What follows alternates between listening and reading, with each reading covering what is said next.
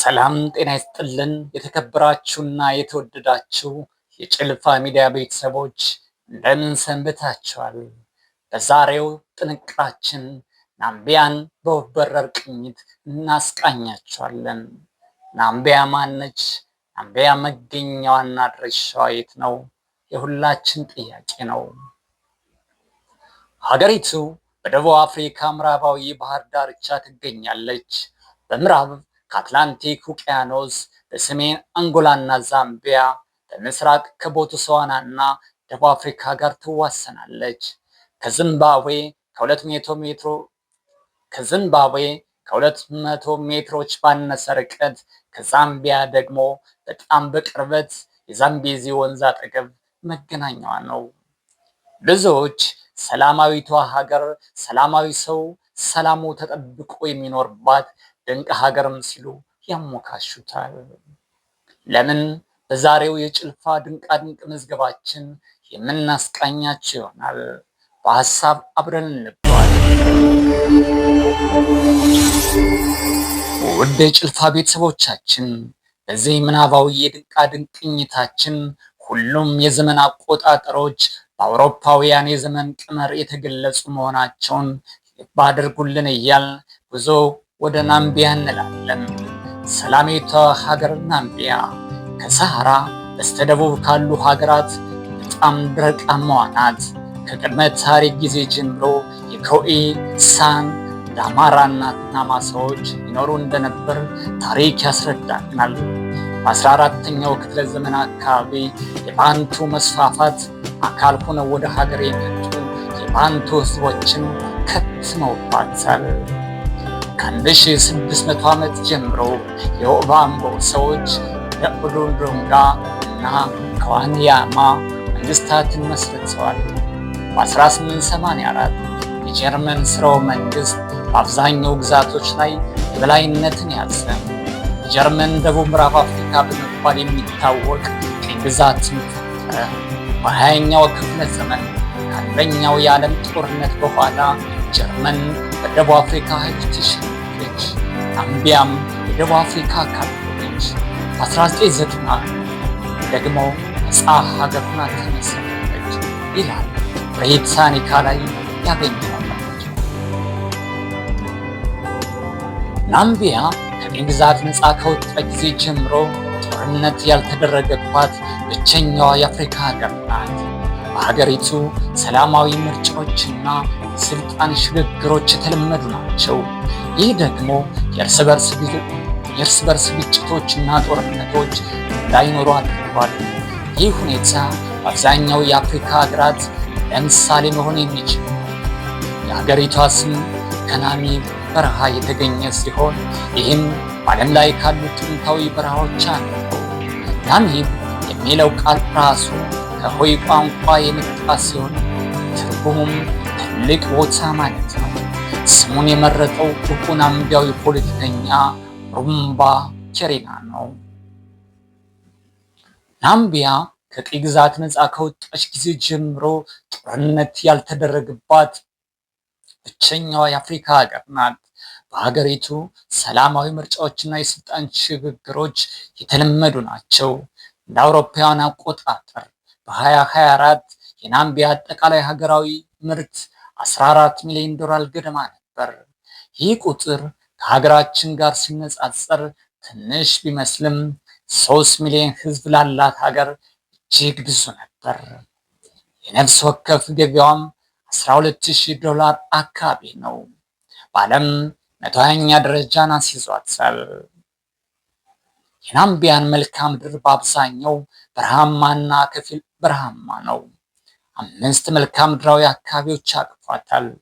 እነሱም ማዕከላዊ አምባ፣ የናሚብ በረሃ፣ ታላቁ ዳገት፣ ቁጥቋጦና የካልሃሪ በረሃ ናቸው። በረሃማ ባልሆኑ አካባቢዎች እስከ 400 ሚሊ ሜትር የሚደርስ ዝናብ ይፈጥራል። የሙቀት መጠኑም እንደ አካባቢዎቹ የአየር ሁኔታ ከጥቅምት እስከ ሚያዝያ ከ20 ዲግሪ ሴንቲግሬድ እስከ 35 ዲግሪ ሴንቲግሬድ ይደርሳል። ናምቢያ ማለቂያ የሌላቸው የበረሃ ሜዳዎች፣ ረዣዥም ወንዞች፣ ሰፊ የሰቫና ምድር፣ ተራሮች፣ የአትላንቲክ ውቅያኖስ የባህር ዳርቻ፣ አያሌ የዱር አራዊቶችና እጽዋቱን ይዛለች። ናምቢያ በአፍሪካ በትልቅነቱ ከሳራ በረሃ ቀጥሎ ሁለተኛ የሆነው የካልሃሪ በረሃ በናምቢያ ይገኛል። ቱሪዝም ለናምቢያ አጠቃላይ የሀገር ውስጥ ምርት 14.5 በመቶ ድርሻ ይይዛል። በ10 ሺዎች የሚቆጠሩ የሥራ ዕድሎችም ይፈጥራል። ሀገሪቱ በአፍሪካ ቀዳሚ መዳረሻ ናት። ጎብኚዎችን ለማስተናገድ ብዙ ሎጆችና መጠባበቂያዎችን በስፋት ገንብታለች። ህጋዊ አደን እያደገ የመጣ ተወዳጅ ስፖርት ሲሆን የናምቢያ ኢኮኖሚ አካልም ነው። በተጨማሪም እንደ ሳንድርምቦንግ የአሸዋ ላይ ሸርተቴ፣ ስካይ ዳይቬቲንግ፣ የፓራሹት ዝላይና ሌሎችም ጀብደኛ ስፖርተኞች ተወዳጅ እየሆኑ መጥተዋል። በከተሞችም አያሌ አስጎብኚ ድርጅቶች አሉ። በረሃና ውቅያኖስ የሚሳሳሙባት፣ የተፈጥሮ ተቃርኖች ታርቀው በፍቅር የሚኖሩባት ውብ ምድር ናት ናምቢያ። ስኬሌተን ኮስት የሚባለው ስፍራ ላይ የአትላንቲክ ውቅያኖስ ከናሚብ በረሃ ጋር አፍ ለአፍ ገጥመው የሚዋጉ ነው የሚመስሉት። ጎብኚዎች ይህን ድንቅ ስፍራ ለማየት ወደ ናምቢያ ይጎርፋሉ።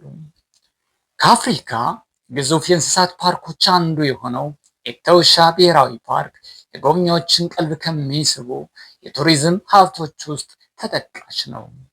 የዱር ውሻ ዲክ ዲክና ከባድ የመጥፋት አደጋ የተጋረጠባት ጥቁር አውራሪስን ጨምሮ የተለያዩ የዱር አራዊቶች ዝርያዎችም ይገኙበታል። በናምቢያ 200 አጥቢ እንስሳት፣ 645 የወፍ ዝርያዎችና 115 የአሳ ዝርያዎች አሉ። በዓለም ላይ እንደ ዝሆን፣ አውራሪስ፣ አንበሳና ቀጭኔ ያሉ ትልልቅ አጥቢ እንስሳት የሚገኙበት ብቸኛው በረሃ ናምቢያ ነው። ጎብኚዎች ከዱር አራዊት መልክዓ ምድር ባሻገር ባህላዊ እሴቶችንም እንዲጎበኙ ተመቻችቶላቸዋል። የሂምባ ሸሮሳን ወይም ቡሽሜን እና ዳማራ ጎሳዎች ባህል፣ አኗኗር ዘይቤና የተለያዩ መገለጫዎቻቸው የጎብኚዎችን ቀልብ ይስባል። ዊንድሆክ የናምቢያ ዋና ትልቁ ከተማ ናት። ይቺ ውብና ጽዱ ከተማ በተራሮች ተከባለች።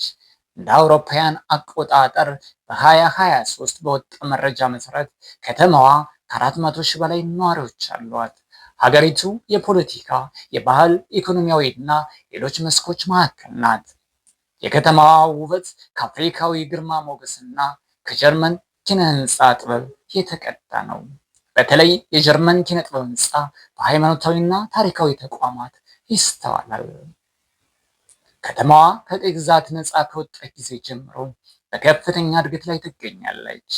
ዊንድሆክ በአፍሪካ በጽዳቷ ከኪጋሊ፣ ቱኒስ፣ ፖርት ሉዊስ እና ኬፕ ታውን በመቀጠል በአምስተኛ ደረጃ ላይ ትገኛለች። ክሪስት ቸርች የተሰኘው ጥንታዊ የቤተ ክርስቲያን ህንፃ የከተማዋ መገለጫ ተደርጎ ይወሰዳል። በ1900 ተነድፎ በ1910 ተጠናቆ ስራ ጀምሯል። ህንፃው የሮማውያን የኪነ ጥበብ ህንፃ የተንጸባረቀበት ነው። በ1974 የሀገሪቱ ብሔራዊ ቅርስ ሆኖ ተመዝግቧል። ይህችን ለቅምሻ ናምቢያ 825 ኪሎ ሜትር ስኩዌር ስፋት አላት። የቆዳ ስፋቷ ውስጥ ካሉት ሰፋፊ ሀገራት አንዷ ያደርጋታል። አጠቃላይ የህዝብ ብዛቷም 3 ሚሊዮን ነው።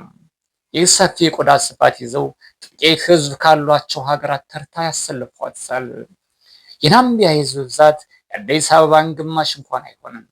97 በመቶ የክርስትና እምነት ተከታይ በመሆኑም ቪዚት ናምቢያ ድረገጽ ያመለክታል። ውድ የጭልፋ ሚዲያ ቤተሰቦች በዛሬው የሀሳብ ጉዞ ስለ ናምቢያ አስደናቂ ክስተቶች አስመልክተናቸዋል። ሳምንት በተመሳሳይ ውብ ገጸ በረከት እንጠብቃቸዋለን። ገጻችን በመከተልም መሰል መረጃዎች ያገኘው። ሰላም ለእናንተ።